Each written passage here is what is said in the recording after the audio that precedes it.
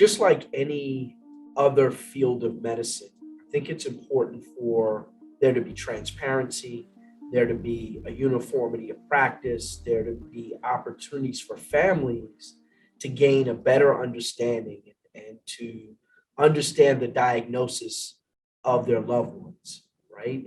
And so in other areas of medicine, you can get a second opinion. Well, in forensic pathology, a second autopsy or a review of the record or review of the first autopsy is like a second opinion that a family can gain access to. And so we know that deaths in custody, whether they're incarceration or associated with law enforcement, often happen to the most disenfranchised individuals in community.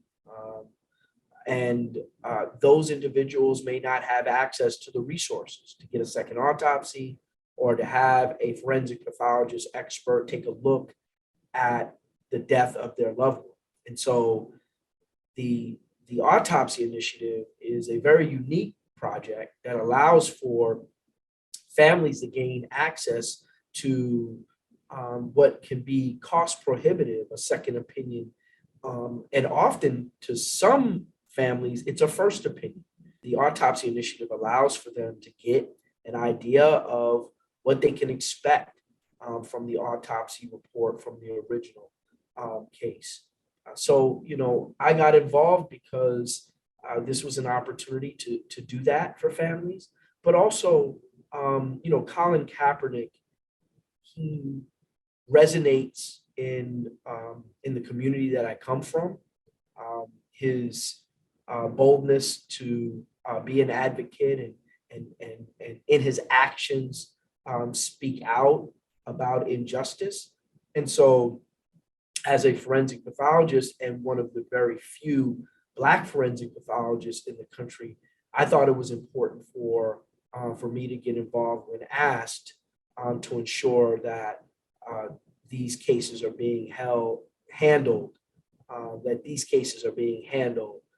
with the highest level of concern. So I'm really excited about being a part of it. I think this initiative, the autopsy initiative with Know Your Rights Camp, serves the families by giving them an opportunity to ask questions of an expert and be able to gain a better understanding of what may have happened to their loved one while in the hands of the criminal legal system. So it helps to give closure. It also helps to give some answers. Well, board certification is it tells the families, it tells community, it tells colleagues that you did the necessary education and the necessary testing to meet the standard of being a forensic pathologist. And that standard is set by the American Board of Pathology here in the United States of America. So it sets a standard. Everybody knows what that standard is and what you have to do to achieve that standard. Well, I think that there's an issue of bias can arise, wherever a autopsy is being performed. I think it's important for, as forensic pathologists that we look at a case objectively, gather as much history as we can, but also look at the injuries or lack thereof as a guide towards what the ultimate cause and manner of death is. And so we want to guard against bias and make sure that we do a complete investigation before we establish our cause and manner of death. And I think that's where our system can do a better job, is making sure that our medical examiners and coroners are doing a full, complete examination of not just the body, but of all of the circumstances and materials before they come up with a cause and manner of death. Preliminary findings of a autopsy that's done by the Autopsy Initiative can be helpful to families because it can give a family an idea of what the ultimate cause and manner of death may be determined by the government pathologist or the government coroner.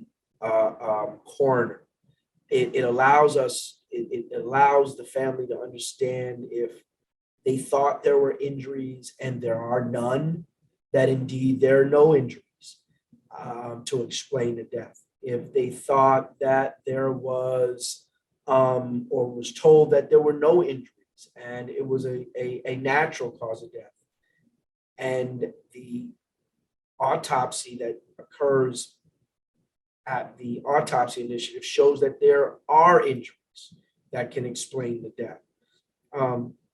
That helps the family decide how they're going to move forward with their own advocacy. It allows for them to start the grieving process. So it really helps the family make decisions on their next course by being able to get preliminary findings from the Autopsy Initiative. And that's why it's even good and preferred that preliminary findings are given by the government's pathologist or the coroner's office. The value of that communication with the family is critical.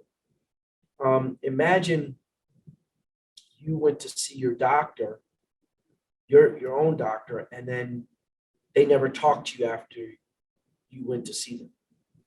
You went in with a cough, you went in with shortness of breath, and then when you called them, they didn't tell you what the diagnosis was. They didn't tell you what the treatment plan is.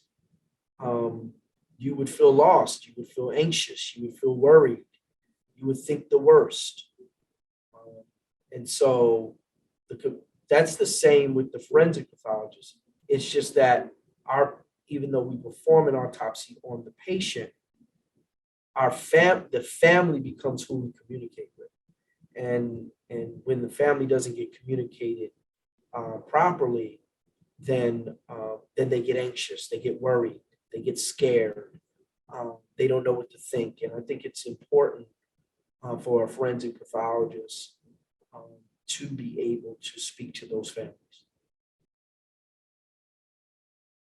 The goal in forensic medicine in general is to provide the truth the best way that we can provide it.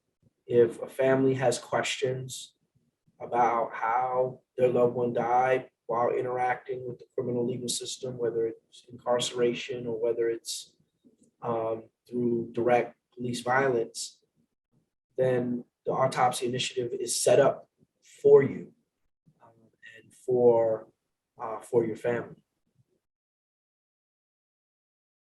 How the Autopsy Initiative is able to provide free autopsy services for families is hugely beneficial to them financially. The Autopsy Initiative has a handful of forensic pathologists that are scattered throughout the country.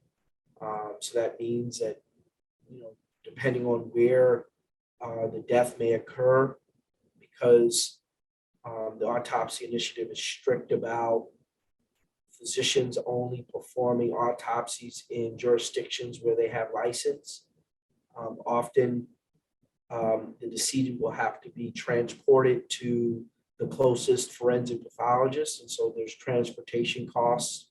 You can imagine those transportation costs for someone who's deceased to be flown into a different jurisdiction.